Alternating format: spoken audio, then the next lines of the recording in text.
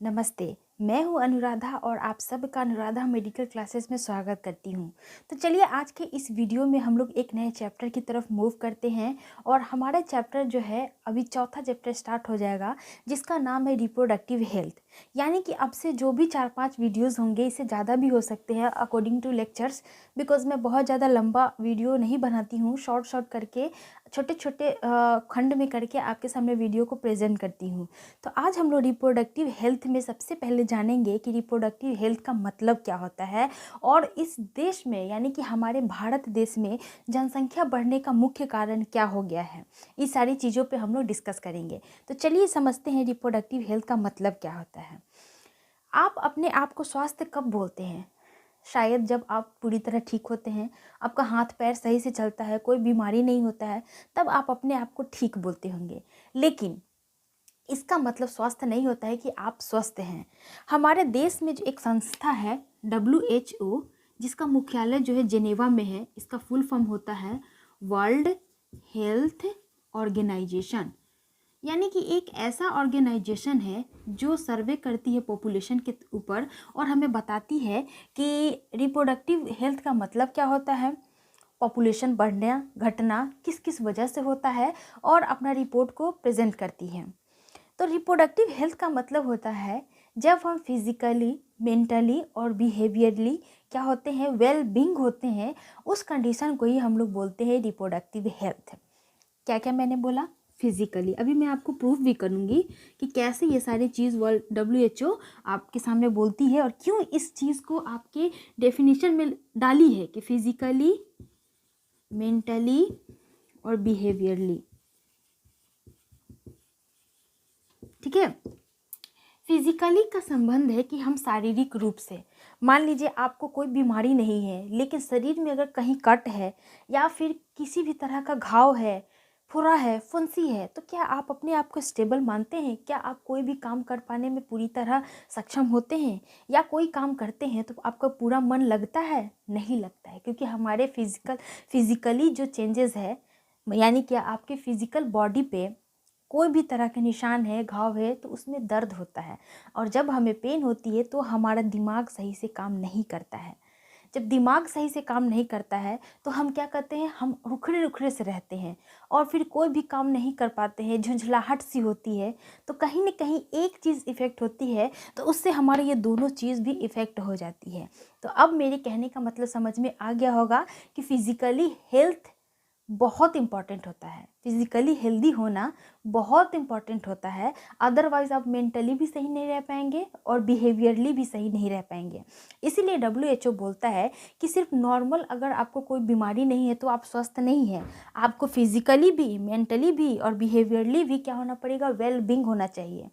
अगर आपका ये दोनों सही है लेकिन अगर आपके घर के पड़ोसी का बिहेवियर सही नहीं है, तब भी आप डिस्टर्ब होते हैं, तब भी वो व्यक्ति कभी किसी भी तरह से स्वास्थ्य पर्सन नहीं बोला जाएगा, क्योंकि वो सामने वाला बिहेव से आपको परेशान कर रहा है, आप परेशान हो रहे हैं, जिस वजह से आपका जो काम हो रहा है उसमें डिस्टर्बेंस हो रहा है। दैट मीन्स आप परेशान हैं, आप फिजिकली मेंटली तो सही है लेकिन बिहेवियरली क्या है, डिस्टर्ब है।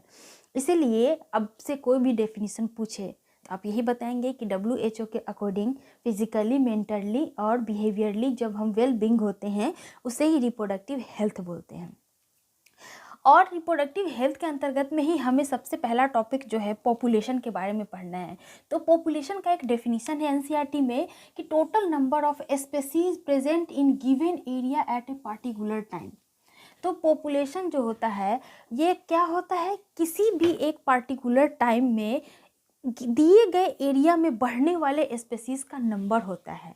हर 11 साल पर जनसंख्या को काउंट करने के लिए जनगणना होती है। तो जनगणना में आप देखते हैं कि उसका ग्रोथ रेट क्या होता है, बढ़ जाता है, कभी कुछ से बट डिक्रीज भी होता है। ये दोनों केस हो सकता है, लेकिन जब पॉपुलेशन ग्रोथ का बात होता है तो ज़्यादातर केस में क्या होती है, इंक्रीजमेंट ही हुई रहती है।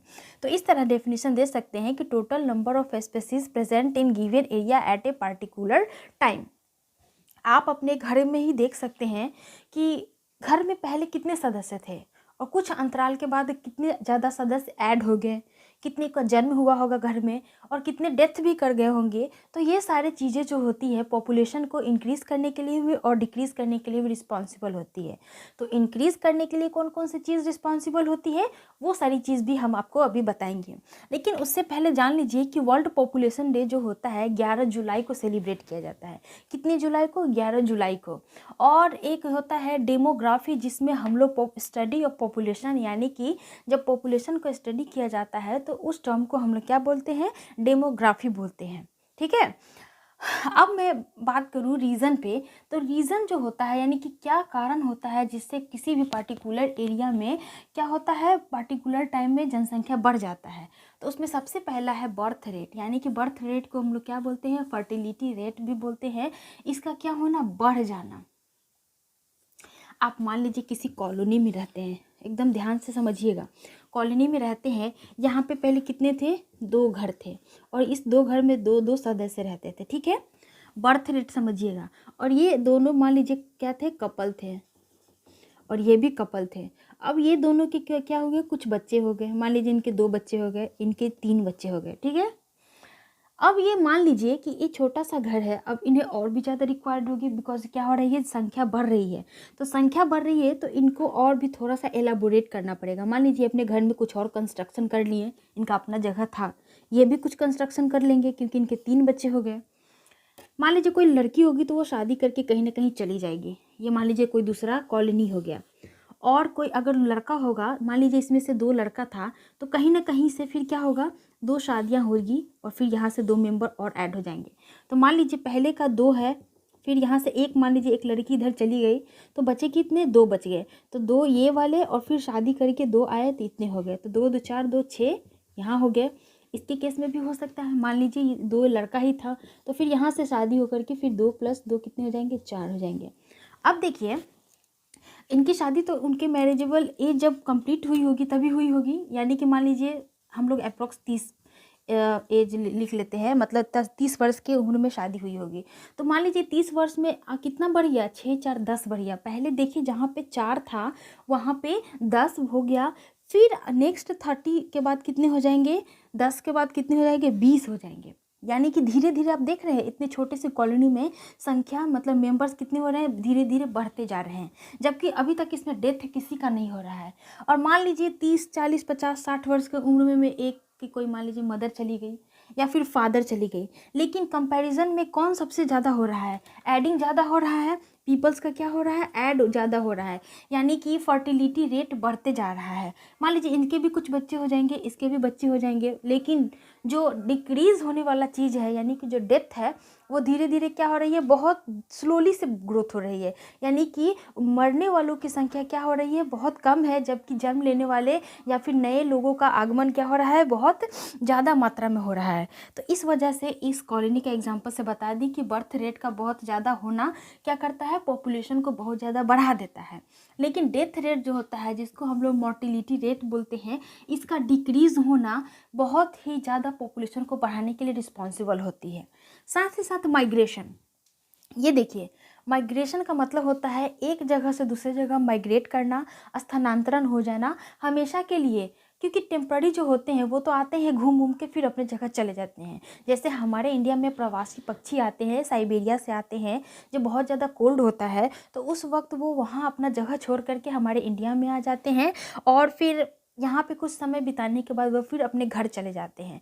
तो ये टेम्पररी माइग्रेशन हो गया। लेकिन जो परमानेंट हो गया, जैसे यहाँ पे जो शादी करके आ गई, जब यहाँ से 2 किसी दूसरे जगह से लड़की आ गई तो फिर इस कॉलोनी की जगह क्या हो गई? धीरे धीरे बढ़ती चली गई और जनसंख्या यहाँ से बढ़ती चली गई। इसके लिए कौन रिस्पॉन्सिबल हो गया? एक और फैक्टर, यही माइग्रेशन हो गया। दूसरा बात जो होता है सबसे last, age and sex ratio होता है, यानी कि जब हम उम्र का बात करते हैं तो उम्र का भी बहुत ज़्यादा होना, बहुत लंबा समय तक जीवित रहना भी पॉपुलेशन ग्रोथ को बढ़ाने के लिए रिस्पॉन्सिबल होता है। पहले क्या होती थी? पहले 100 वर्ष तक एक नॉर्मल इंसान जो होता था वो ज़िंदगी को जीता था, लेकिन अब आयु जो है घट करके 60 वर्ष तक हो गया है।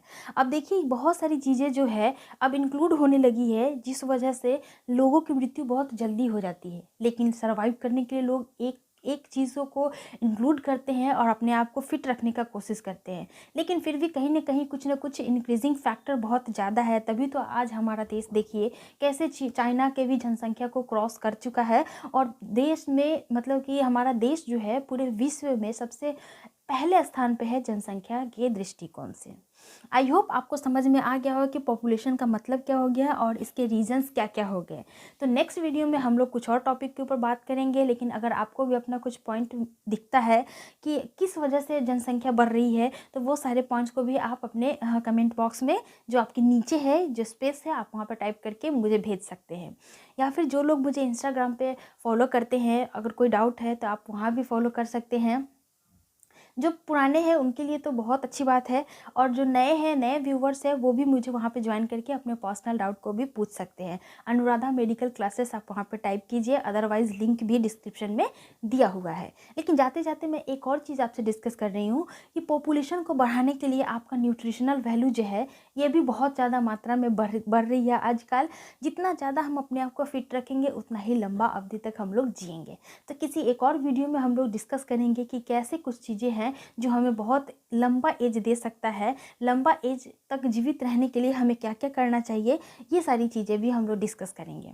अदरवाइज़ मृत्यु तो ऊपर वाले के हाथ में है, जब हो जाए इस चीज़ को छोड़ करके हमें बहुत सारी चीज़ें पता होती है जो हमारे हाथ में होती है। तो जब तक ट्राई करेंगे तब तक हम अच्छे से स्वस्थ से रह सकते हैं। तो चलिए मिलते हैं नेक्स्ट वीडियो में एक नए टॉपिक के साथ, तब तक अपना ध्यान रखिए। जय हिंद।